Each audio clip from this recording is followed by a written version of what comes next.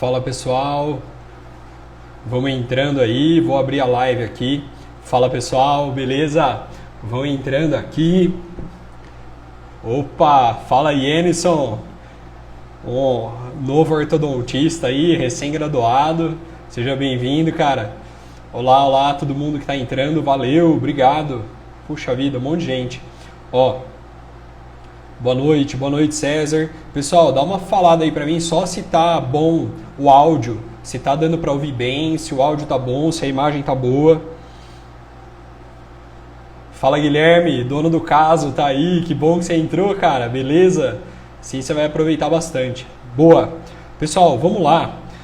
Vamos começar direto ao ponto. Guilherme, que é o mais importante aí, já tá aí. Vamos começar, sem muita enrolação, tá? Que é um caso bem complexo, então a gente já vai aí, áudio bom, imagem boa. Beleza? Obrigado. Ó, vamos lá. Boa noite, oi Carol, muito bem. Opa, Jorge, olá, puxa vida, beleza, do Chile, show. Ive, pô, bem-vindo todo mundo aí do domingo à noite. Vamos planejar esse caso então, que é um caso muito interessante. Então, eu gosto sempre de começar o planejamento olhando as fotos de boca, tá? Para ver o que espera a gente, para ver o que a gente precisa corrigir. E esse caso, vamos começar olhando pela foto frontal, né? Então, pela foto frontal aqui, ó, a gente já identifica um problema muito sério, que é um problema vertical, que é o problema da sobremordida, tá? Sobremordida. Então, nós já temos um problema vertical, grave, uma mordida profunda muito grande, certo? E quando eu olho aqui, ó, eu já enxergo mais um problema, que é um problema transversal. Então isso já vai deixando esse caso muito complicado, porque ele já tem problema em dois sentidos. Ele tem problema no vertical e ele tem problema no transversal. Principalmente é isso nessa foto. Agora, quando eu olho a foto lateral, eu já enxergo aqui uma classe 2 grande. Olha isso, né? Então, eu tenho uma classe 2 aqui, ó, que aqui nessa foto, ela é mais de meia, vamos chamar ela de 3/4 de classe 2, tá? E no escaneamento, olha isso, quando a gente tem uma imagem mais distal, angulada mais para distal, a gente vê que essa é uma classe 2, ó, total, tá? Então, numa imagem mais posterior, a gente tem ali um erro de 8 milímetros de classe 2. Então, eu acabei de falar aqui que a gente também tem um problema sagital. Então, esse caso ele fica complexo porque ele tem problema nos três sentidos do espaço. Ele tem mordida cruzada, ele tem mordida profunda e ele tem classe 2, tudo num paciente só. Então, ele associou todos esses problemas. Ok, beleza. Então, esse seria praticamente o nosso planejamento. E se a gente for olhar o outro lado, olha isso, esse seria praticamente o nosso diagnóstico, tá? E o diagnóstico não é para ter diferença entre o seu diagnóstico, o meu diagnóstico, todo mundo tem que ter o mesmo diagnóstico, tá? Desse lado aqui, a gente vê também, ó, 3/4 de classe 2. Na foto, quando eu olho o escaneamento dele, de novo, eu tenho essa cúspide mesiovestibular assentada na meia. Isso é classe 2 total. Pronto. Está feito aqui os nossos diagnósticos principais da má oclusão desse paciente. E o primeiro ponto que a gente tem que pensar quando aparece uma classe 2 total é que não existe tratamento fácil para a classe 2 total, tá? Não existe, é um erro muito grande. Então não tem um aparelho perfeito, não tem elástico perfeito, não tem ZC, não tem nada que vai ser fácil. Não será um tratamento fácil, porque a quantidade de movimento que a gente vai precisar é muito grande, tá? E isso serve para alinhador, isso serve para aparelho fixo, não vai ter moleza, vai ser um caso difícil, tá? Então essa é a primeira coisa que tem que passar na cabeça de vocês quando aparecer uma classe 2 total. Independente do aparelho, autoligado, é convencional, é Invisalign, o que for usar vai ser difícil, beleza? Ok. Agora, a gente já fez um diagnóstico de oclusão. Eu sei que quando eu tenho uma classe 2, eu posso corrigir a maxila, eu posso corrigir a mandíbula, ou eu posso corrigir os dois, certo? Agora, eu preciso de mais informações para ver aonde eu vou fazer essa correção, tá? Então, para descobrir aonde eu vou fazer essa correção, eu vou olhar a face do paciente. Que para nós interessa o terço inferior, que está aqui, ó, que o Guilherme já deixou pronto para a gente, recortado. Obrigado, viu, Guilherme, pelo capricho aí. Então, nessa análise aqui, o que a gente olha? A gente vai olhar aqui, ó, ponto subnasal, e vamos olhar aqui, ó, lábio superior. Lábio superior levemente à frente ao ponto subnasal. Puxa vida, isso aqui está perfeito. Tá? Então, a sustentação de lábio, o desenho do lábio, o ângulo nasolabial desse paciente está muito bonito. Então, é um caso que não está me pedindo retração. Eu não quero mexer na maxila, eu não quero retrair esses incisivos para trás. Tá? Por quê? Porque a face é boa. O ângulo nasolabial é bom e seria tão mais fácil a gente extrair 2 pré-molares e retrair todo mundo em cima. Seria muito fácil, porque mexer na maxila é muito mais simples, né? Mas nós não vamos fazer isso. Por quê? Porque a face dele não pede. E esse caso, ele tem mais uma particularidade quando a gente vai ver a teleradiografia, os dados da teleradiografia, tá? Ela pode levar a gente a um pequeno erro. Então, continuando a análise de face, a hora que eu olho o lábio superior do lábio inferior, eu já vejo uma certa distância aqui, ó, tá? Ele poderia estar na mesma linha, esse ponto seria interessante se esse lábio inferior tivesse aqui, tá? Seria interessante, mas ele pode estar 1 milímetro atrás. Mas veja que ele está um pouco mais recuado. Então, uma mecânica que já seria mais inteligente seria a gente trabalhar levando esse lábio inferior para frente. Ele aceita vestibularização. Esse lábio inferior aceita vir para frente. E quando a gente continua a análise aqui do pogônio, ó, você vai ver que o pogônio também poderia vir para frente, tá? Então eu aceito uma mecânica melhor na mandíbula. Então esse caso a gente vai ter uma preferência por trabalhar mais na mandíbula, ok? Esse é o primeiro ponto, olhando a face. Então veja esse método de planejamento que maravilhoso. A gente faz o diagnóstico da boca, com essas informações na cabeça, a gente pergunta o que a gente quer arrumar e vem perguntar para a face se a gente pode fazer ou não, tá? E assim a gente vai continuando essa maneira de pensar. Vai para a cefalometria, depois vai para o sorriso e a gente vai fechando o diagnóstico seguindo esse raciocínio, tá? Aproveitando para fazer um jabá, quem não é do curso e quiser aprender isso mais profundo, entra no curso para aprender isso, tá bom? Mas essa é a linha de raciocínio que a gente gosta de seguir, beleza? Então, eu já sei que vou trabalhar na mandíbula, isso já está praticamente claro para mim, tá? Praticamente claro. Beleza. Agora, o que eu tenho que perguntar aqui, ó? Ele tem não só um problema sagital, de trás para frente, né, de classe 2, mas ele tem também problema vertical. E agora eu quero saber como eu vou corrigir a mordida profunda, porque eu posso corrigir a mordida profunda com intrusão superior, com intrusão inferior ou com ambos. Então eu vejo o sorriso para descobrir o que a gente vai fazer, ó, né? E claro, foi um sorriso aqui mais tímido, né? Mas ó, eu vejo que se ele der um sorriso mais verdadeiro, eu tenho um pouquinho de exposição gengival aqui, ó. Embora eu também tenha uma coroa clínica curta, né, que parece pedir também uma gengivoplastia. Mas não descarto um pouco de intrusão superior, né? Tá permitindo intrusão superior, tá permitindo intrusão inferior para não expor tanto incisivo, né, na hora da fala. Então, é um caso que está permitindo a gente trabalhar praticamente ambos aí na planificação da curva de Spee e na intrusão dos dentes superiores. Então, também já está autorizada a mecânica que a gente vai fazer para corrigir a mordida profunda, beleza? Seguindo o raciocínio, a gente vem ver aqui agora os dados da cefalometria, né? E olha a importância de seguir esse raciocínio. Ô Guilherme, olha isso. Ô Gi, não fica triste que errou o planejamento, porque eu achei esse caso interessante, Porque no grupo, cada um comentou uma mecânica diferente, né? Então, aí que eu percebi que era um caso complicado, tá? Mas, veja, a gente só sabe se um planejamento está certo a hora que o Guilherme acabar o tratamento. A hora que acabar o tratamento, ele falar, deu certo, aí o planejamento estava certo, tá bom? Agora, se a gente continuar esse raciocínio aí e vier aqui, ó, olhar as medidas enganam um pouco. Olha o SNA, né? O SNA fala sobre a maxila. Tá aumentado, ó, era 82 e tá 90. Como se ele tivesse uma maxila muito para frente.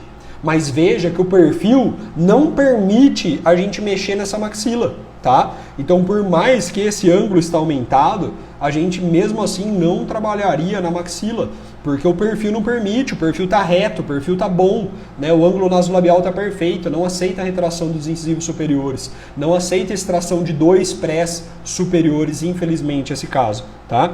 A hora que a gente vem ver o SNB, né? O SNB também está aumentado, era para ser 80, está 84, então dá vontade de falar que não é mandíbula, né? Mas a diferença entre eles está muito alta, olha só. Está maior que 6 graus de diferença entre maxila e mandíbula, né? E esse erro veio da mandíbula, tá bom? Olhando a face, isso fica bem claro. E nesse caso, Guilherme, olha que legal. A gente faz isso para analisar as bases ósseas, certo?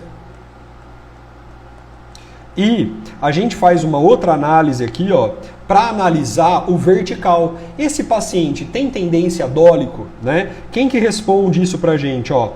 SNGN responde, SNGOME responde e FMA também responde, tá? Então essas 4 medidas, ó, elas vão dar pra gente, deveria ser esse ângulo aqui, ó, vertical do paciente, deveria ser 67 graus e tá 60.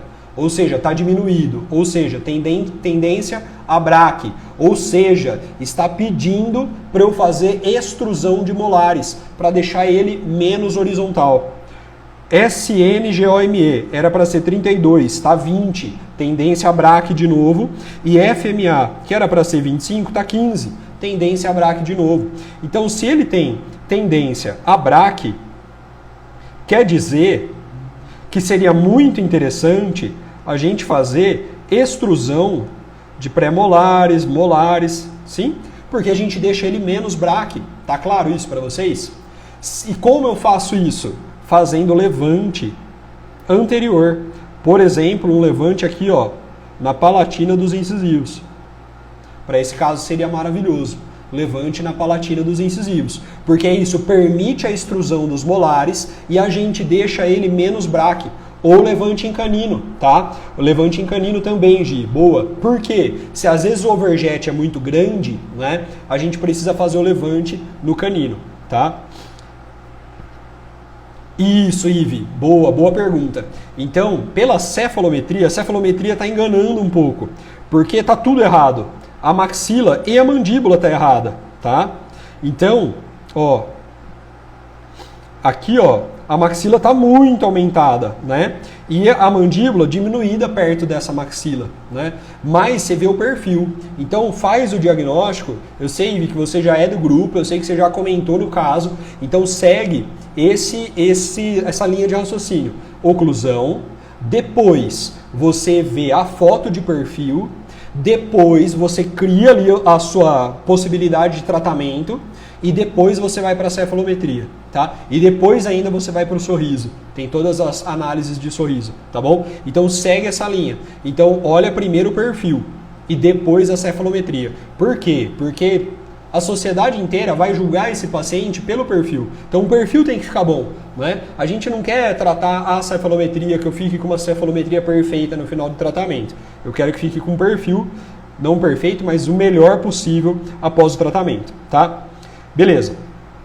Aí, falamos então da sobremordida. Então a sobremordida está praticamente definida também, como a gente vai fazer, tá? Aí, Guilherme, você vai dar uma olhada no módulo de problemas verticais. Problemas verticais começa com mordida aberta e depois vem mordida profunda. Tem vários detalhes lá. De importante, assim, já pode aplicar agora, na hora da colagem, é fazer o levante anterior, seja na palatina dos incisivos, seja na palatina do canino, e associar um elástico quadrado posterior para extruir esses molares, tá? Só que aqui nesse elástico posterior vai ter um detalhe que já vai vir agora, tá? Já vai vir agora. Qual que é o detalhe? Quando eu olho essa mordida dele, a gente enxerga uma mordida cruzada, tá? Uma mordida cruzada. E essa mordida cruzada, ela não é esquelética. Isso tem que ficar claro para todo mundo que está aqui, tá? Por quê? Porque são poucos dentes que estão envolvidos nessa mordida cruzada, tá? Deixa eu apagar um pouco de coisa aqui, ó. Fala, Tomás, seja bem-vindo. Então, e olha só, olha aqui, um pouco de sorte também que você deu nesse caso, né? A gente está querendo extrusão de molares para corrigir a mordida profunda. E você tem uma mordida cruzada. Então, esse caso está te pedindo, pelo amor de Deus, para você colocar botão na palatina do molar e do pré que está cruzado. Então, veja, a gente tem, ó, vou desenhar em preto aqui, ó, para ficar mais forte. Ó, deixa eu ver se tem uma... Aqui, ó. Esse molar e esse pré estão cruzados, tá? Então, lá pela palatina, você vai colocar um botão aqui e vai colocar um botão aqui. E vai usar esse elástico que seria para sobremordida, para extruir molares, você vai usar ele vindo de palatina para vestibular do inferior, tá? Porque na mesma tacada você vai corrigir a mordida cruzada e vai extruir os molares. E isso tem que ser feito em fio fino, desde do 0,14, tá? 0,16, 0,18, qualquer sequência que você quiser usar, beleza? Vai ser interessante você utilizar esse elástico aí já para descruzar a mordida, tá bom? Boa noite, Tomás. Não sei se eu falei boa noite para você já. Boa noite, seja bem-vindo. Oi, Luiz, seja bem-vindo aí também, tá? Então essa seria a sacada para a gente já descruzar isso, tá? Beleza, do outro lado, Gi, que não está cruzado, vai usar um elástico normal, tá? Um elástico que sai da vestibular para vestibular, só para extruir mais rápido, tá? E levante na região anterior. Beleza. Claro que vocês que já estão mais avançados, o Gi, o Guilherme que está no curso, então você já vai dar um passo mais além.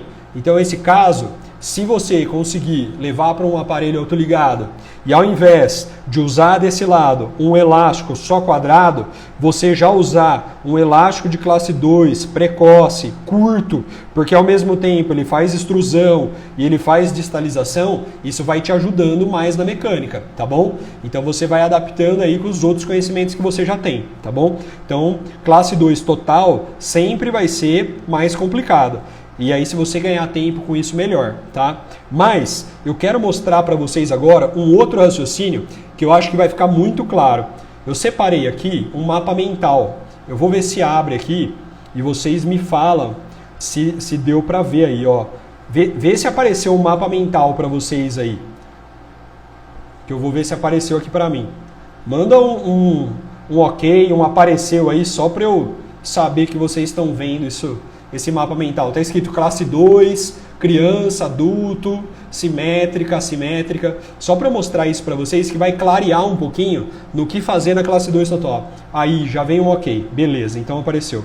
Ó, valeu. É a primeira vez que eu estou mostrando usando essa ferramenta aqui no Instagram. Então, o que eu quero que vocês guardem na cabeça?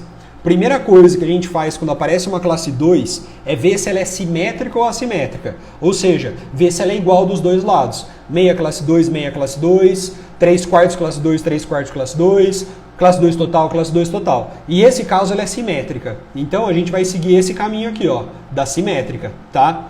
E depois você vai pensar assim, é excesso maxilar ou é deficiência mandibular, né? E esse caso, pela face, a gente chega na conclusão que a gente está diante de uma deficiência mandibular. A próxima pergunta que você vai fazer é o quanto de classe 2 que você tem para corrigir. Então, quando a gente fala classe 2, a gente tem que falar assim o nome e um sobrenome, né? Então, o nome é classe 2, tá? Agora, o sobrenome é classe 2 total. Porque eu já entendi a gravidade, né? E se você me falar assim, ó, é uma classe 2 total mandibular, seu diagnóstico está feito. Já entendi tudo, tá? Então é uma classe 2 com deficiência mandibular e total. Então a gente vai ter aqui, ó, praticamente essas 3 opções de tratamento, né? Você pode trabalhar com um propulsor mandibular, que vai te ajudar nessa classe 2, porque é total. Então é difícil você ter um paciente que use elástico de classe 2 um ano e meio de elástico para corrigir tudo isso. Então é muito mais inteligente, desde o começo, você pensar num propulsor mandibular, tá? Outra mecânica que eu gosto bastante, né? Muitos aqui já sabem disso, é trabalhar com uma mola aberta na distal do canino, até ele chegar em classe 1, e depois mudar essa mola para a distal do pré, e ir mesializando todos os dentes, e depois terminar mesializando o molar com mini implante, tá? E uma pergunta que a gente vai ter que responder agora no diagnóstico é: essas duas mecânicas, propulsor e mola aberta, vão vestibularizar demais os incisivos. E a pergunta que a gente vai fazer é: eu posso vestibularizar esses incisivos? Né? Os incisivos aceitam essa vestibularização? Porque se esses incisivos e o periodonto não aceitarem essa vestibularização, a gente está diante de um caso de ortognática, né? E que caso que é esse que não aceita? É o caso que tem um periodonto fino, é o caso que tem uma recessão antes de começar o tratamento, tá? Então eu quero que isso fique na cabeça de vocês aí, beleza? Vou voltar aqui para o caso, deixa eu ver se vai voltar aqui, ó. Aí vê se apareceu aí de volta o caso para vocês, pessoal. Tem um delayzinho aqui, aí. Vê aí, ó. Então, nesse caso, o mais indicado seria propulsor mandibular, tá? Então, propulsor mandibular é o que vai ajudar muito esse caso. E o que tem feito... Voltou. Valeu, Tomás. Obrigado. Ó, então, o que tem feito é eu usar menos propulsor, né? Quando eu vou começar um caso, eu mostro o propulsor para o paciente. E falo assim, olha, se você usar muito elástico, pode ser que você não precise do propulsor. E aí, nossa, o paciente começa a usar demais esse elástico, demais, tá? E eu já tirei vários casos de classe 2 total só usando elástico, tá? É claro que depende da disciplina do paciente, mas também não é todo paciente que quer usar um propulsor. Então, Guilherme, o que tem que ter na sua manga agora é um propulsor mandibular, tá bom?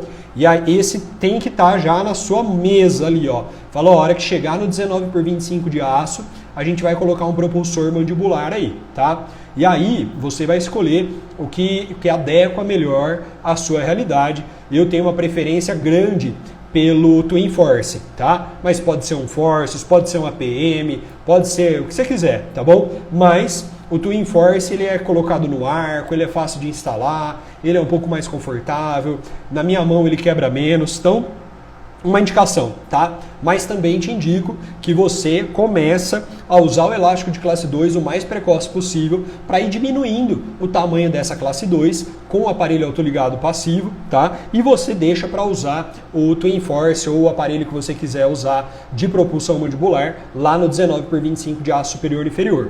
Outro ponto importante aqui, Guilherme, segue aqui, ó. Vamos lá, muita coisa, né? Ó, mas o caso é brabo. Então, vamos imaginar assim, ó, que você vai dividir seu tratamento em fases, né? A primeira fase é alinhamento e nivelamento, certo?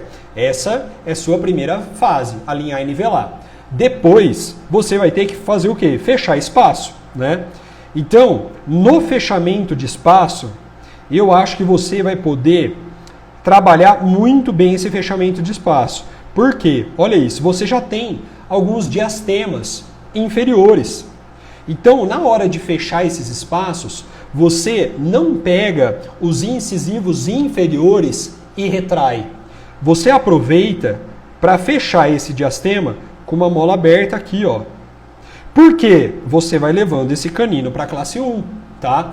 E, ao mesmo tempo, você melhora a relação do sagital e você também tem de efeito colateral a vestibularização dos incisivos inferiores, o que te ajuda a corrigir a mordida profunda. Então, uma mola aberta aqui como essa está muito bem indicada no seu caso, tá bom? Porque você vai levando o canino para a classe 1, beleza? E isso você pode fazer dos dois lados, tá? E vai levando o canino em classe 1. Depois, você pega essa mola e coloca aqui, e vai levando pré. Depois você pega essa mola e coloca aqui, e vai levando o outro pré, tá? E isso associando elástico junto, beleza? Estou testando o APA. Ah, ótimo, Luiz, puxa vida. Eu já testei algumas vezes, tá? E é uma opção interessante, eu não tinha pensado nele, mas é um aparelho propulsor apoiado em buccal shelf, tá? O APA, o aparelho do Amaral. É fantástico, o Amaral já mostrou alguns casos assim bem legais, tá? Então também existe essa opção, tá? Do aparelho propulsor Amaral, que ele coloca buccal shelf e uma mola aberta que vai mesializando o canino e todo o bloco inferior. É uma ótima opção também, mas vai exigir um buccal shelf, tá? E em relação ao levante, o Frank, o levante nesse caso vai na região anterior, tá bom? Seja em canino, seja em incisivos centrais. O melhor agora seria incisivos centrais superiores, para poder desocluir a mordida e permitir extrusão posterior, beleza? Então é isso, tá? Então, primeira opção, propulsor. Mas você vai diminuir o tamanho dessa classe 2 usando esses recursos aí, tá? Outra pergunta que eu recebo sempre, né? Planificação da curva de SP. Planificação da curva de SP.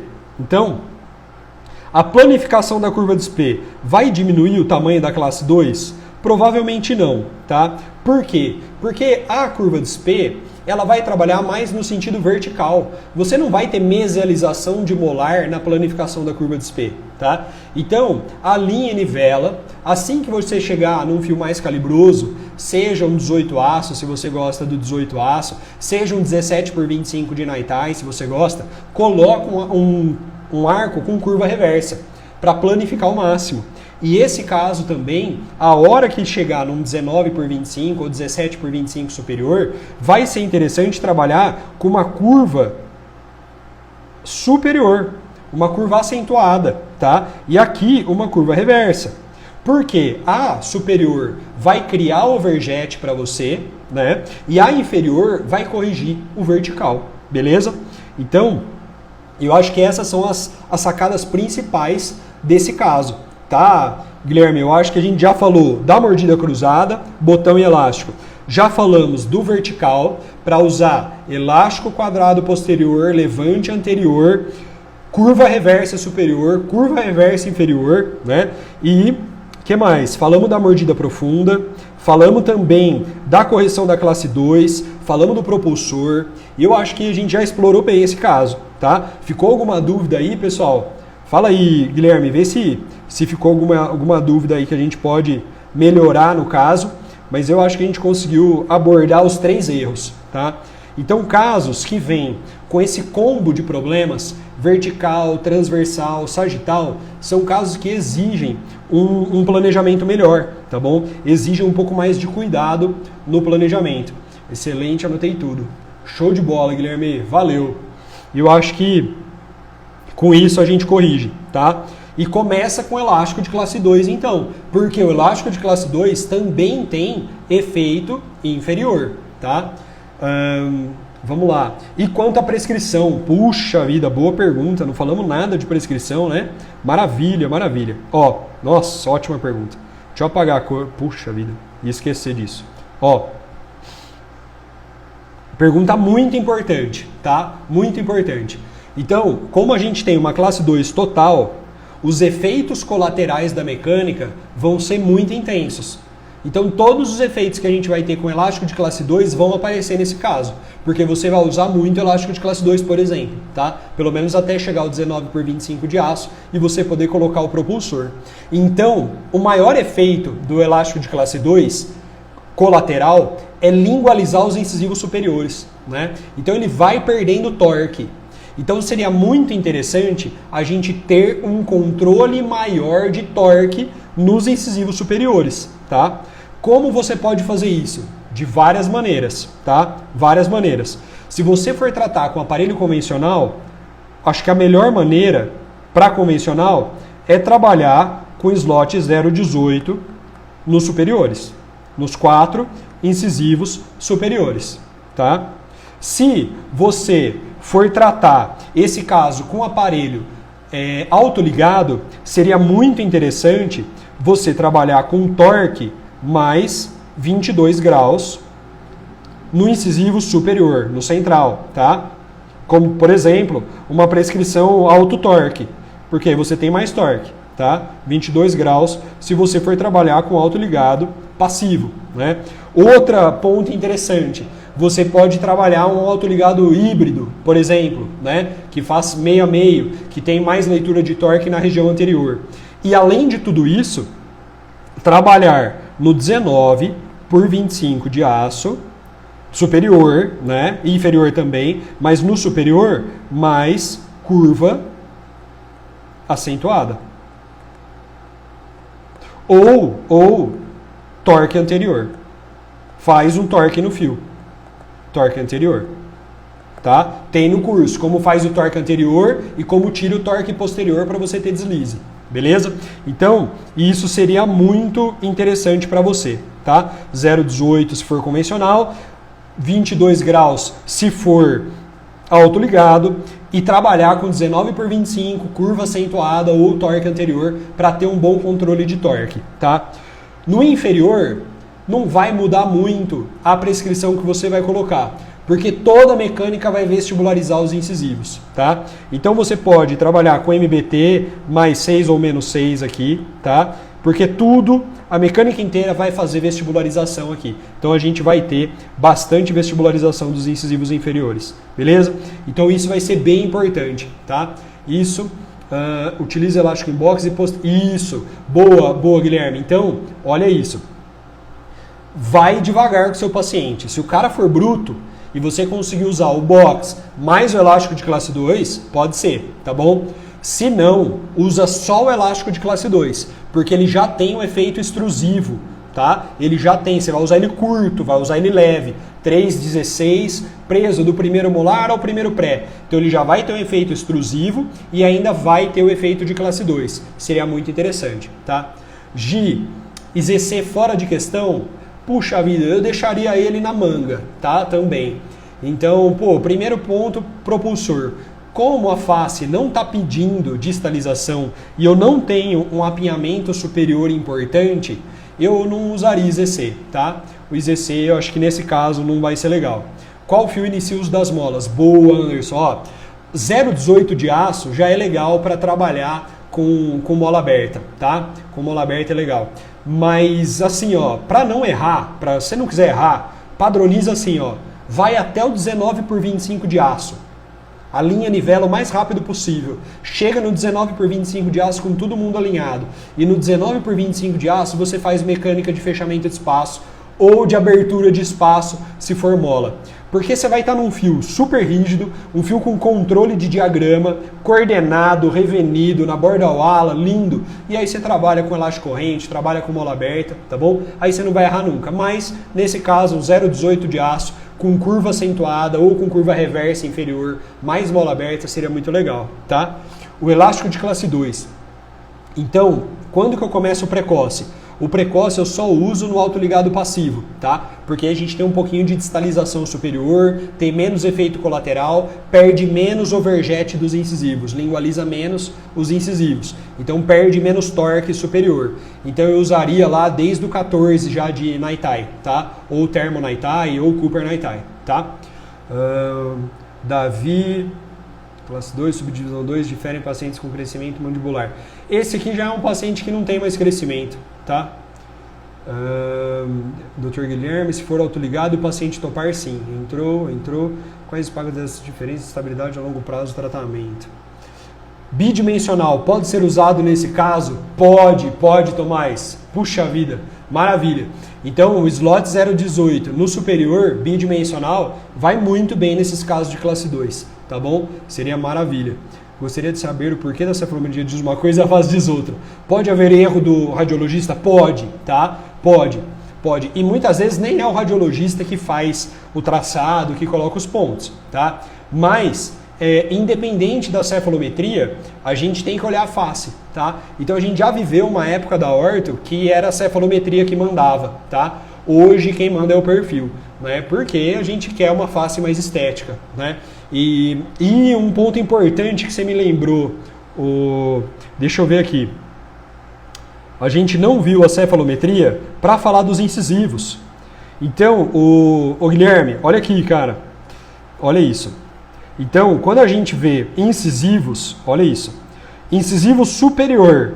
Então, por exemplo, o Lazilotti está perguntando para a gente, pô, mas na cefalometria talvez eu estaria tratando, eu deveria tratar a maxila, porque está muito aumentado, então eu pensaria em extração de pré para retrair o pré. Não, olha isso. A hora que a gente vê o incisivo superior, 1.NA, deveria estar 22 graus e está 7.4, está diminuído, tá? Então, está diminuído. O 1-NA, ele tá 1.3, deveria estar 4. Então veja, os incisivos ainda precisam ir para frente. Ou seja, eu preciso de leitura de torque. A gente, se for seguir a cefalometria do ponto de vista de dentes, a gente não pode aí retrair ou lingualizar os incisivos superiores, tá? E no inferior, para uma sorte de novo, olha isso. 1.NB e 1-NB estão pedindo vestibularização. Olha isso. Então, ele precisa vestibularizar e ele precisa ir de corpo para frente. Então, ele está pedindo um tratamento na mandíbula, tá? E para ajudar mais ainda, parece, né, ó, olha isso, que a gente tem uma gengiva ceratinizada super importante aqui, ó, né? Olha a linha mucogengival correndo aqui, ó, né? Então, a gente tem tudo isso aqui, ó, de mucosa ceratinizada que ajuda a compensação desse caso, tirando esse garoto da cirurgia ortognática, beleza? Então isso também fecha bem o raciocínio. Só tem um detalhe, um detalhe que para quem ficou até agora vai valer a pena ter ficado, tá?